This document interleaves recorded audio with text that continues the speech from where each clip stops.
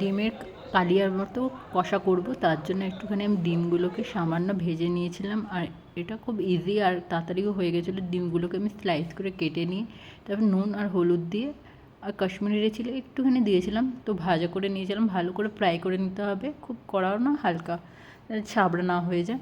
আর পেঁয়াজটাকে ভালো করে ব্রাউন করে নিয়ে একটুখানি দারচিনি, লবঙ্গ আর এলাচ, তেজপাতা, শুকনো লঙ্কা দিয়ে পেঁয়াজটাকে ভালো করে ভেজে নিয়ে আদা রসুনও দিয়ে দিয়েছিলাম। আদা রসুনটাকে ভালো করে কষিয়ে নিতে হবে। তার সাথে একটুখানি হলুদ পাউডার আর কাশ্মীরি রেড চিলি গুঁড়ো আর একটুখানি জিরে ধনে, সামান্য তো জিরে আর ধনেটা দিয়েছিলাম, খুব বেশি দিইনি। তো ওইটা দিয়েও ভালো করে কষিয়ে নিতে হবে। হলুদটা দিয়ে অনেকক্ষণ কষিয়ে নেওয়ার পর তারপরে আমি কাশ্মীরি রেড চিলি দিয়েছিলাম, যাতে সবার ফ্লেভারগুলো সবার ওটার মধ্যে ঢোকে। তারপরে এরকম করে খুব ভালো করে ভেজে নিয়ে আমি টমেটো দিয়েছিলাম ছোটো, কেন আমি কার্ডও দেবো, বেশি টক হয়ে যাবে তাই জন্য। কিন্তু টমেটোটা দিয়ে ভালো করে ভেজে নিয়ে আলু দিয়ে ভালো করে ভেজে নিয়েছিলাম। আলুটাকে আর ভাজিনি, কার্ডটা নিয়ে ভালো করে ফেটিয়ে নিয়ে কার্ডও দিয়ে দিয়েছিলাম। তো একসাথে দিয়ে ভালো করে ভেজে নিয়েছিলাম। আমি গ্যাস অফ করে কার্ডটা দিয়েছিলাম যাতে কার্ডটা কেটে না যায়।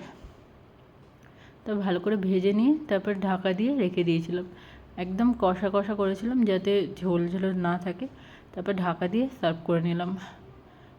খুব সুন্দর হয়েছিল খেতে। ভালো লাগে লাইক শেয়ার সাবস্ক্রাইব করে দিও। টাটা।